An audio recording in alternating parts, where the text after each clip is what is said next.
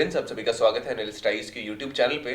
तो भारत की रीढ़ की हड्डी कही जाने वाली पंचायत जो है, इनका रेवेन्यू जो खुद से ही जनरेट करते हैं वो केवल 1% आया है।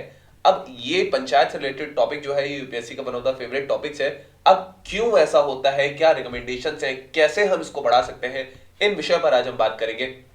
सो let's start. Why news, statics क्या है, आरबीआई की रिपोर्ट क्या कहती है, रिकमेंडेशंस क्या है, मेजर रीजंस क्या है कि ये पुअर फाइनेंसेस हैं, एंड क्या इंप्रूव किया जा सकता है। Then we'll solving out today's prelims and the mains practice question which is based around this topic. So let's start. So according to the recent report जो कि रिजर्व बैंक ऑफ इंडिया ने इसको release किया है, जो finances है पंचायती राज institutions के 2022 और 2023 वाले रीजन में, ये केवल 1.1% रहे हैं जो पंचायत का टोटल रेवेन्यू होता है। स्पेसिफिकली देखा जाए तो 80% जो रेवेन्यू है वो सेंट्रल गवर्नमेंट ने इनिशिएट किया था एंड 15% केवल रेवेन्यू जो है वो स्टेट गवर्नमेंट ने रिलीज किया था। कॉन्सिक्वेंटली ये जो रेवेन्यू है जो पंचायत रेज करती है, ये बहुत छोटा शेयर बनता है स्टेट के खुद के रेवेन्यू का।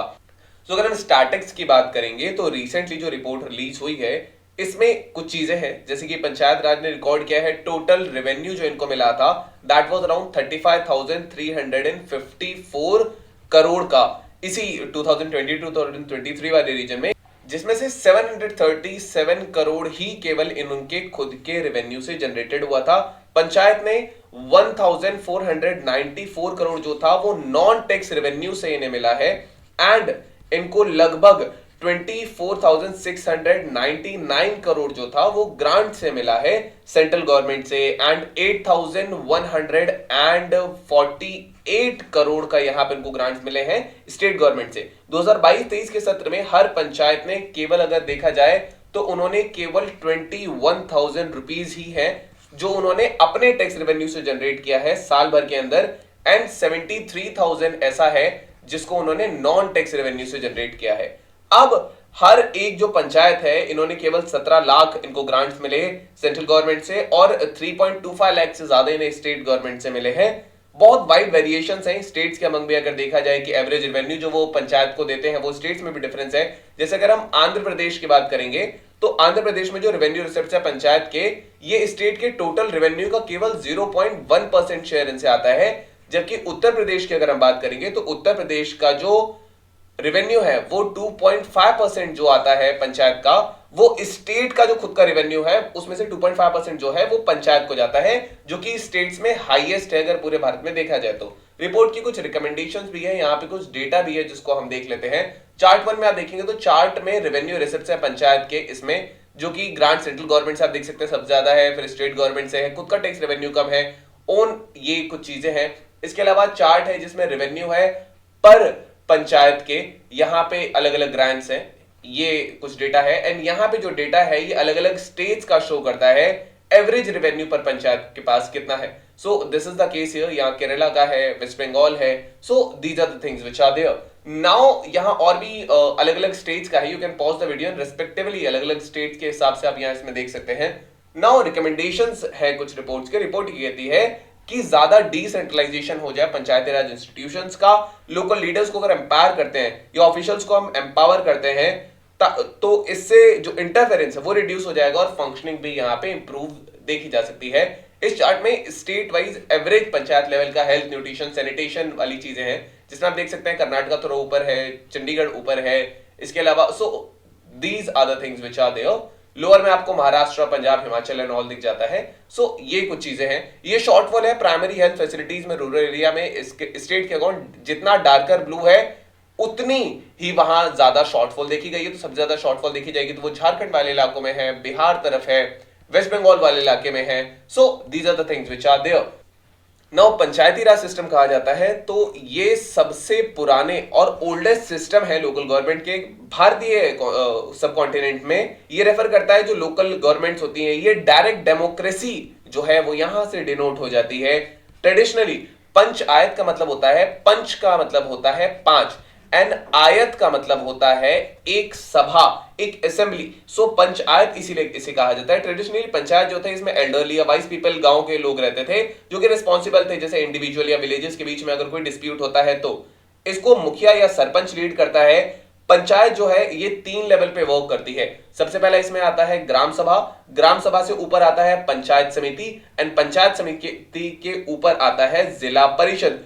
Agriculture, rural housing, water management, rural electrification, health care, sanitation से रिलेटेड कार्य ये करते हैं। और कुछ जिला परिषद जो है ये रिस्पॉन्सिबल भी है स्कूल मेंटेन करने के लिए, हॉस्पिटल मेंटेन करने के लिए, डिस्पेंसरीज के लिए। इसके अलावा माइनर इरिगेशन प्रोजेक्ट्स भी यहां से देखे जाते हैं। मेजर कारण अगर हम पूरे फाइनेंसिस के यहाँ पे जानने की कोशिश करेंगे, सबसे पहला पुअर रेवेन्यू जनरेशन है। पंचायत के सोर्सेज जो है लिमिटेड है, मेनली जैसे टैक्सेस है, फीस है, फाइन्स है।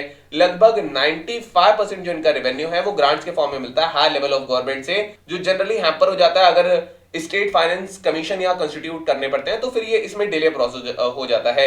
डेटा ऑर्गेनाइजेशन नहीं है, पॉलिटिकल विल नहीं है, कॉम्प्रिहेंसिव इवैल्यूएशन जो पंचायत फिशर पॉलिसी का देखा जाए या पोजीशन का देखा जाए, ये जो क्वालिटी एक्सपेंडिचर की कंस्ट्रेंट हो जाती है एडिक्वेट डेटा के ना होने के कारण। इसका अगर हम एक कारण देखेंगे तो यहां पर रेवेन्यू एक्सपेंडिचर जो होता है इसकी रिपोर्टिंग यहां पे नहीं देखी जाती है या नहीं मिलती है, एंड कैपिटल रिसिप्ट्स की जो रिपोर्टिंग है ये और ज्यादा पुअर है इन रीजन्स में। एक मेजर कारण जो यहां पर आता है वो सपोर्ट का ना होना, यहां पे एक मेजर कारण आता है। जैसे कि डिपेंडेंस है सेंट्रल और स्टेट पे फंड्स के लिए, जो ज्यादातर पंचायत हैं ये सफर करते हैं टॉप 2 टियर सिस्टम जो है वहां पे इंटरफेरेंस होती है। अब प्रश्न है कि क्या किया जा सकता है इनको इंप्रूव करने के लिए।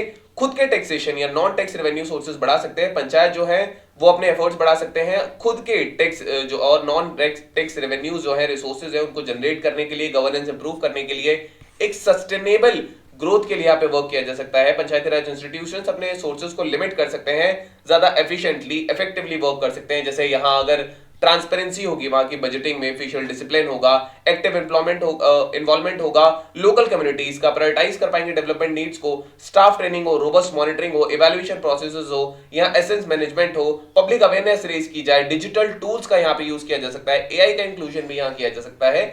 पंचायत जो है ये अपने फाइनेंसेस को और ज्यादा स्टैंडर्ड तरीके से यहाँ पे दिखा सकते हैं, फॉर्मेट में दिखा सकते हैं। ये उनकी फिशियल ट्रांसपेरेंसी बढ़ाएगा, अकाउंटेबिलिटी बढ़ा देगा पंचायत लेवल पर, एंड देयरफॉर एम्पावरमेंट भी हो जाएगा पंचायत का।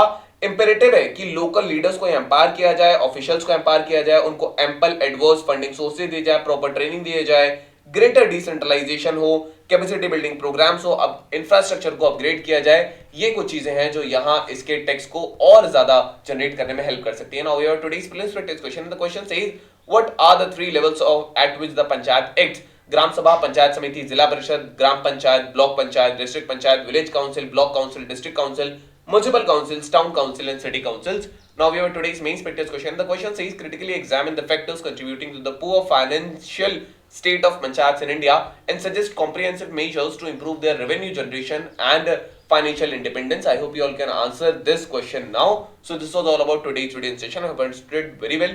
Thank you. Have a nice day and stay tuned with the list IAS for your better preparation.